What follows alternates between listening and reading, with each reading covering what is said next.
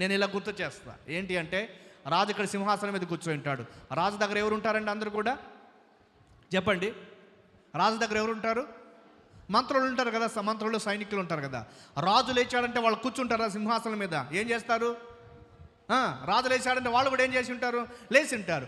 రాజు నమస్కరించాడంటే వాళ్ళు కూడా ఏం చేసి ఉంటారు? ఆటోమేటిక్గా నమస్కరించాడు. అంటే ప్రపంచ సామ్రాజ్యాధినేత బబులోను రాజు చేత, నెబుకద్నెజరు చేత ఆరాధింపబడ్డాడు. ఒక మాటలో చెప్పాలంటే లేచే సాష్టాంగ నమస్కారం చేశాడంట.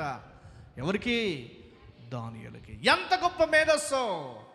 ఇతడేం పెద్ద, అప్పటికి మహా అంటే ఒక 20-21 సంవత్సరాలు ఉంటాయి దానియేలుకి, అంతే.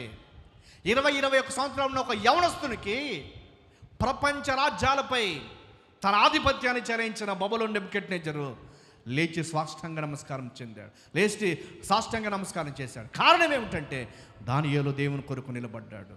రాజులను వణికించాడు. ఒక మాటలో చెప్పాలంటే రాజుల చేత ఆరాధించబడ్డాడు, రాజుల చేత నమస్కరించబడ్డాడు. దీనంతటికీ తాను కారణం కాదు, తన దేవుడే అని బబులోను రాజుకే చెప్పేటట్లుగా ఈయన ముందుకొచ్చాడు. తాను పూజకు అర్హుడు కాదని, మానవ రాజ్యాలపైన అధికారం ఒకరు ఉన్నారని, ఆయన సర్వలోక చక్రవర్తి అని, కలలు దర్శనములు రాజుకు మాత్రమే, రాజుకు తన ఎదుట ఉన్న దానియేలుని నేను చెప్పను కానీ నేను సేవిస్తున్న దేవుడు చెప్పగలడని దేవుణ్ణి పరాయి రాజ్యంలో దేవుని గురించి రాజుకు ప్రకటించాడు. అదే సంగతి. దానియేలు దేవుని కొరకలు నిలబడ్డాడు కనుకనే ఇలా నేను గుర్తు చేస్తా.